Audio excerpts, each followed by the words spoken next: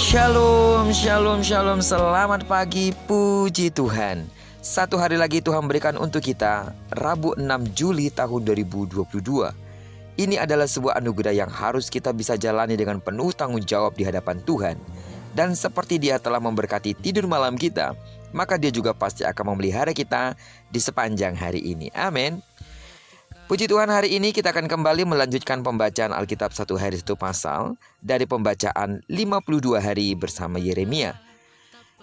Kesetiaan saudara dalam mengikuti pembacaan ini akan membuat saudara semakin bertumbuh dan berakar kuat di dalam Yesus yang menjadi sumber hidup kita. Baiklah, judul renungan kita di hari ini dari kitab Yeremia pasal yang kedua ayat pertama sampai dengan ayat yang ke-37 adalah Kejarlah hal yang kekal. Sebagai pengantar renungan ini, saya akan coba bacakan ayatnya yang kedua. Pergilah, beritahukan kepada penduduk Yerusalem dengan mengatakan, beginilah firman Tuhan. Aku teringat kepada kasih-Mu pada masa mudamu, kepada cinta-Mu pada waktu engkau menjadi pengantin. Bagaimana engkau mengikuti aku di padang gurun, di negeri yang tiada tetaburannya. Pengembaraan bangsa Israel di padang gurun menjadi dasar dari kehidupan iman dan berbangsa bagi orang-orang Israel. Allah sendirilah yang menuntun mereka keluar dari tanah Mesir menuju ke tanah yang dijanjikannya kepada mereka. Perjalanan yang mereka tempuh tidaklah selalu mulus. Tuhan senantiasa beserta mereka. Proses tersebut semakin meneguhkan perjanjian antara Allah dan umatnya, antara pencipta dengan ciptaan. Dalam sejarahnya, ternyata Yehuda tidak bisa selalu mengingat dan bersyukur akan karya penyertaan Allah. Mereka sering kali berpaling dari Allah dan malah melakukan perbuatan yang tidak dikehendaki oleh Allah. Betapa Allah marah dan sedih atas sikap mereka. Allah menggugat Yehuda karena mereka tidak setia kepadanya. Seharusnya hubungan antara Allah dan Yehuda berada dalam hubungan yang dekat dan hangat. Hubungan tersebut digambarkan seperti relasi suami istri. Di dalam ayat kedua dan ayat yang kelima dikatakan, Allah adalah sang pengantin pria, sementara penduduk Yerusalem adalah pengantin wanita. Namun semuanya menjadi kesia-siaan.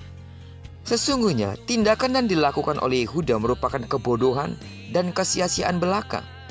Mereka meninggalkan Allah yang jelas-jelas telah membuktikan diri di sepanjang sejarah sebagai satu-satunya penolong dan juru selamat mereka. Dalam sebuah metafora, tingkah laku Yehuda itu bisa digambarkan sebagai tindakan meninggalkan sumber air hidup dan meninggalkan kolam sendiri. Tetapi kolam itu bocor dan tak bisa menahan air lagi. Melihat teguran Allah yang dialamatkan kepada Yehuda, kita pun dapat merefleksikannya dalam hidup kita.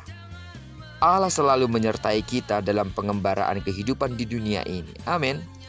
Namun seringkali kita bersikap seperti orang-orang Yehuda, mengandalkan hikmat dan kemampuan sendiri untuk menyelesaikan sesuatu dan meninggalkan Allah. Sedikit saja terjadi pergumulan, kesetiaan kita kepada Allah pun kadang-kadang bisa berubah. Oleh karena itu, lewat perenungan kita pada pagi hari ini, kita diingatkan, mari berbalik kepadanya. Karena Dialah satu-satunya sumber hidup dan sumber pertolongan kita. Amin. Kejarlah hal yang kekal. Kejarlah hal yang benar. Hal yang kekal dan yang benar itu adalah Allah. Pribadinya yang penuh dengan kasih. Pribadinya yang penuh dengan perhatian. Dialah satu-satunya yang menjadi sumber segala-galanya di dalam hidup kita. Jangan pernah berpaling ketika engkau merasakan sesuatu yang berat dalam hidupmu. Karena semua itu diizinkan Allah untuk terus membentuk kita sesuai dengan keinginannya. Ketahuilah dengan baik, hanya satu keinginan Allah dalam hidupmu, yaitu membawa kita ke dalam kekekalannya. Terpujilah nama Tuhan. Kiranya perenungan kita dari kitab Yeremia pasal yang kedua ini mengingatkan kita kembali betapa kita harusnya berbangga kepada Tuhan yang membentuk kita sesuai dengan kehendak-Nya. Kejarlah hal yang kekal yang ada di dalam Allah. Dan ketahuilah pula, ketika engkau mengejarnya, engkau pasti menemukannya. Karena Dia menunggu kita senantiasa di dalam kemurahan-Nya. Diberkatilah kita sepanjang hari ini dan digenapi firman yang telah berjanji bahwa apa yang dikerjakan tangan kanan dan tangan kiri kita dibuatnya berhasil. Dan karena kita telah menyerahkan diri kita sepenuhnya ke dalam tangan pimpinan kuasa Tuhan, maka kemanapun kaki kanan kaki kirimu melangkah sepanjang hari ini, di sana pasti kemuliaan Tuhan akan dinyatakan. Doaku terus bagi seluruh sidang jemaat Tuhan, diberkatilah saudara. Dan bagi saudara yang sakit secara fisik dalam nama Yesus, terimalah kesembuhan sesuai dengan takaran imanmu. Diberkatilah kita bersama dengan orang-orang yang kita kasihi, serta bersama dengan orang-orang yang kita cintai dimanapun mereka berada. Terpujilah nama Tuhan. Shalom.